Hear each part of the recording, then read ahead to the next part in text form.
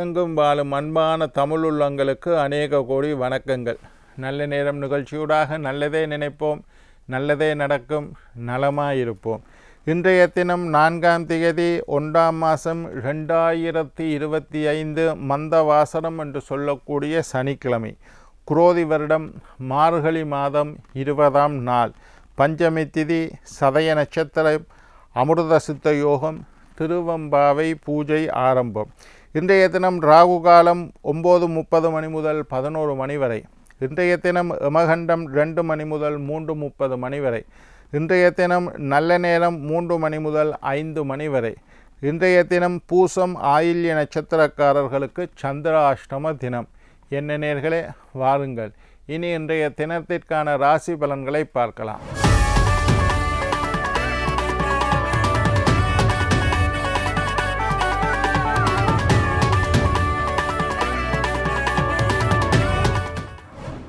மேஷம் வெற்றி, ரிஷபம் அன்பு, மிதுனம் சாந்தம், கடகம் நன்மை, சிம்மம் சுகம், கன்னி உயர்வு, துலாம் நிம்மதி, விருச்சிகம் கவனம், தனுசு அனுகூலம், மகரம் பரிசு, கும்பம் முயற்சி, மீனம் சலனம்.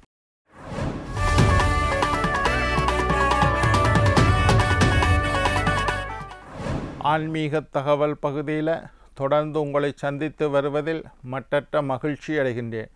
ஒவ்வொரு நாளும் ஒவ்வொரு புதிய அற்புதமான ஆன்மீக தகவல்களை உங்களோட பகிர்ந்து கொண்டு இருக்கிறேன்.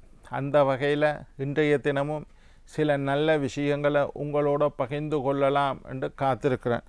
எங்களுடைய நிகழ்ச்சிக்கு நீங்கள் தரக்கூடிய ஆதரவு என்னை மகிழ்ச்சி அடைய செய்கின்றது.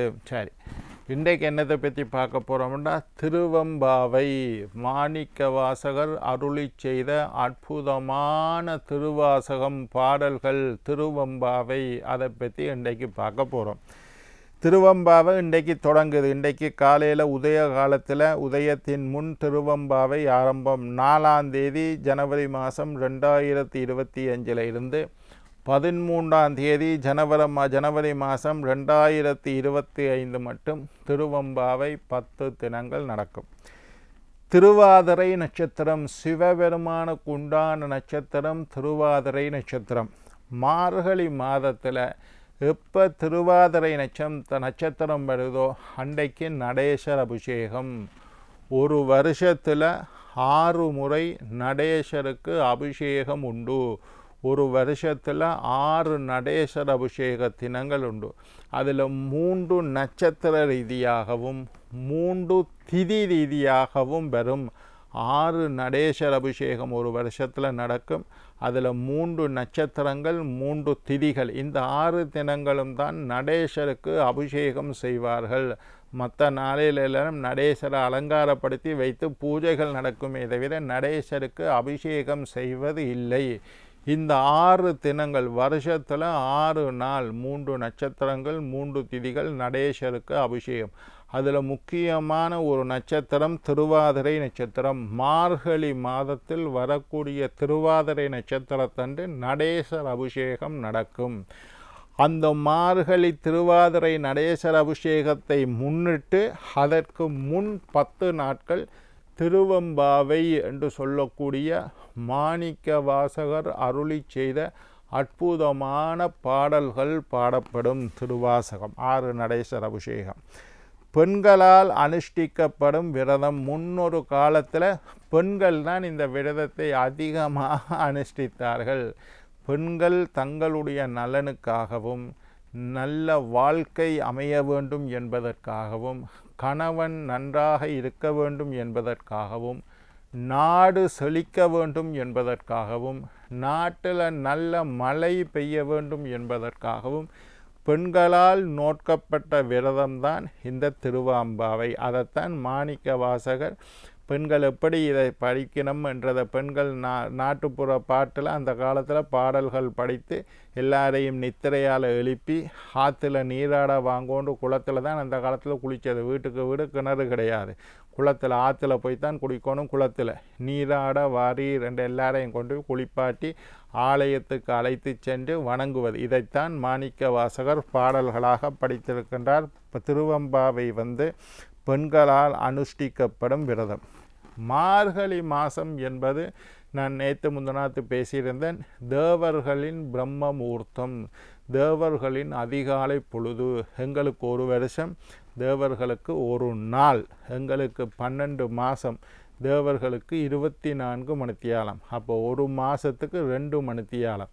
அப்போ மார்கழி மாதம் என்பது தேவர்களுக்கு விடிய 4 மணியிலிருந்து 6 மணி மட்டும் உள்ள பிரம்ம முகூர்த்த நேரம்தான் எங்களுக்கு மார்கழி மாதம்னு சொல்லக்கூடிய இந்த ஒரு மாதம் பூரா தேவர்களுக்கு ஒரு நாள் 2 மணித்தியாலம். எந்த 2 மணித்தியாலம்? அதிகாலை பொழுது 4 to 6 2 மணித்தியாலம். அதை பற்றி பேசியிருந்தேன். அப்போ தேவர்கள் பிரம்ம முகூர்த்தத்தில் எழுந்து பூஜை செய்யக்கூடிய நேரத்தில் நாங்களும் பூஜை இறைவனை வணங்க வேண்டும். அந்த நேரம் நாங்கள் தூங்கக்கூடாதுன்றதுனால தான் மார்கழி மாதத்தில் திருவாதிரை நட்சத்திரத்துக்கு முதல் 10 நாளையும் நாங்கள் திருவம்பாவை என்று பூஜை செய்கின்றோம். ஆலயத்தில் அதிகாலையில் பூஜை நடக்கும். மற்ற நேரத்தை விட மார்கழி மாதத்தில் அதிகாலையில் பூஜை. திருப்பள்ளி எழுச்சி, இறைவனை துயிலில் இருந்து எழுப்புவதாக பாடப்பட்ட அற்புதமான 10 பாடல்கள் திருப்பள்ளி எழுச்சி. அந்த பாடல்களை திருவம்பாவையெல்லாம் கேட்டால், சாதாரண எளிமையான தமிழ் கேட்டாலே உடம்பெல்லாம் புல்லரிக்கும், உள்ளம் பூரிக்கும். அவ்வளவு பக்தி ரசம். மாணிக்க வாசகர் என்றால் கேட்க தேவையில்லை. மாணிக்க வாசகர் திருவாசகத்துக்கு உருகார், ஒரு வாசகத்துக்கும் உருகார் என்று பழமொழி. காதில் தேனை ஊற்றினா எப்படி இருக்குமோ அதுதான் திருவம்பாவை, அதுதான் மாணிக்க வாசகரின் திருவாசகம். அற்புதமான தமிழில் பாடியிருப்பார். மாணிக்க வாசகர் இல்லாமல் தமிழே கிடையாது. ரைட். ஆலயத்தில் அதிகாலையிலேயே பூஜை நடக்கும். திருப்பள்ளி எழுச்சி பூஜை செய்வார்கள். அதெல்லாம் நடந்ததுக்கு பிறகு, பூஜைக்கு பிறகு திருவம்பாவை பாடப்படும். மார்கழி மாதத்தில் காலையில் பனி குளிர்லேயே குளிர்க்க வேண்டும். மார்கழி மாதத்தில் எழும்பி சுடுதண்ணியில் குளிச்சிங்கன்னா வெளியில் போனால் குளிரும். பொதுவாகவே இயற்கையாக மார்கழி மாதம் என்பது குளிர் மாதம். மாசி, மார்கழி எல்லாம் குளிர். மாசி பனி மூசி பெய்யும் என்று சொல்லுவாங்க. மார்கழி மாதத்தில் பனி கொட்டக்கூடிய காலம். காலையில் எழும்பி பார்த்தீங்கன்னா, இது விடிய எழும்புறவனுக்கு தான் இதெல்லாம் தெரியும். 9 மணி 10 மணிக்கு எழும்புறவனுக்கு மார்கழி குளிரை பற்றி தெரியாது. இயற்கையை நீங்கள் அனுபவிக்க வேண்டும். குளிர் காலத்தில் குளிர் அனுபவியுங்கோ, மழை காலத்தில் மழை அனுபவியுங்கோ, வெயில் காலத்தில் வெக்கை இயற்கையோடு இயர்ந்து வாழ வேண்டும் என்று அதனால தான் சொல்லுது. மார்கழி காலம் பனி கொட்டும். அந்த பனி குளிரில் எழும்பி குளித்து இறை நீராடி இறைவனை வழிபாட சென்றால், எழும்பி பாருங்கோ, போய் பஜனைக்கு போயிட்டு வாருங்கோ, மனம் எவ்வளவு உற்சாகமாக, மகிழ்ச்சியாக, சந்தோஷமாக, அன்றைய தினம் பூராக ஆனந்தமாக அமையும். ஒரு நாளாவது நீங்கள் காலையில் எழும்பி 4 மணிக்கெல்லாம் எழும்பி குளிச்சுட்டு கோயிலில் போய் திருப்பள்ளி எழுச்சியை கேட்டு திருவம்பாவை பாடல்களை பார்த்து 6 மணிக்கெல்லாம் வீட்டை வந்துடலாம். சூரியன் உதிக்கைக்குள்ள பூஜைகள் முடித்து வீட்டை வந்துடுவீங்களா? அநேகமான கோயிலில் அப்படி நடக்கும். ஒரு முறை போய் பாருங்க. இந்த 10 தினங்களாவது போய் இறைவனை அதிகாலை பொழுதில் தேவர்களின் பிரம்ம முகூர்த்தத்தில் இறைவனை தரிசனம், தேவர்கள் பூஜை செய்யக்கூடிய காலத்தில் நீங்களும் போய் பூஜையில் கலந்து கொண்டு பாருங்கள். எவ்வளவு மனசுக்கு உற்சாகம், ஆனந்தமாக இருக்கு. அட, இந்த பொழுதையெல்லாம் நாங்கள் இழந்து விட்டோமே என்று நீங்கள் கவலை. எனக்கெல்லாம் திருவம்பாவை முடிஞ்சால் ஒரு கவலை. அட, 10 நாள் காலையில் எழுப்பினோமே, கோயிலுக்கு போனோமே, 10 நாள் முடிஞ்சுதா, இன்றையோடு முடிஞ்சுதா, திரும்பி தூங்க போகிறோமா என்று யோசிக்கிற மாதிரி இருக்கும். அதே மாதிரி பாட்டு பாடி பெண்களை அழைத்து நீராடச் செல்வது என்றது நாட்டின் வளம் கருதி.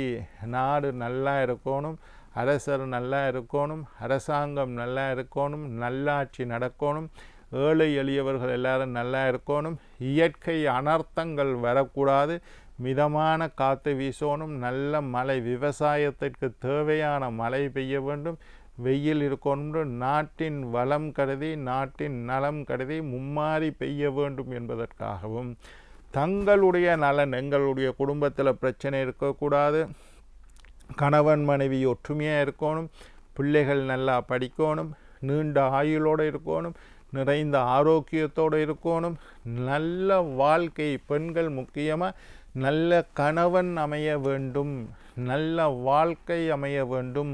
அப்படி திருமணம் முடித்திருந்தால் எங்களுடைய கணவன் நன்றாக இருக்க வேண்டும் என்றுதான் மார்கழி மாதத்தின் விரதத்தினுடைய பலன்கள். 10 நாள் வழிபாடு இது. 10 நாளும் ஒரு நேர உணவை எடுத்துக்கொண்டு 10 நாளும் ஒரு நேரம் சாப்பிடுங்கோ.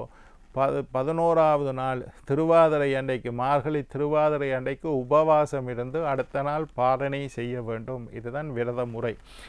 அப்படியெல்லாம் எங்களுக்கு இருக்க கஷ்டமெண்டா மார்கழி மாதம் 10 நாளும் ஒரு நேர உணவை தவிர்த்து விடுங்கள். 2 நேரம் சாப்பிடுங்க, ஒரு நேரம் சாப்பிடாதீங்க. விரதமாக இருந்து அதிகாலையில் துயில் எழுறதும் குளிக்கிறதும் கோயிலுக்கு போய் மார்கழி உற்சவத்தில் கலந்து கொள்வதும் தான் முக்கியம். இதெல்லாம் நீங்கள் செய்யணும்.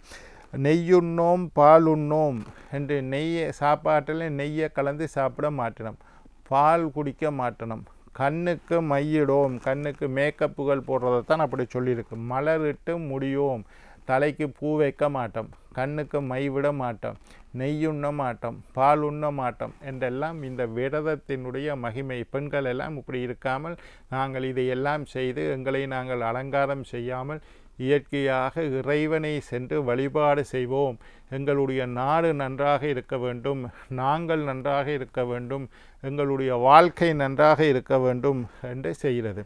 அதாவது 10ஆம் நாள் உபவாசம் இருக்கணும். மற்றவர்களெல்லாம் ஒரு நேர சாப்பாடாக இருந்து 10ஆவது நாள் உபவாசம் இருந்து சிவபெருமானை வழிபட்டு சிவபெருமானினுடைய ஆனந்த தாண்டவம் நடேசர் தான் ரொம்ப விசேஷம். அதை கண்குளிர கண்டு நீங்கள் நீண்ட ஆயுள், நிறைந்த ஆரோக்கியம், நீங்காத செல்வத்தோடு வாழ வேண்டும் என்று வாழ்த்தி வணங்கி விடைபெறுவது உங்கள் ஜோதிட சித்தர் டாக்டர் ராஜராஜ குருக்கள்.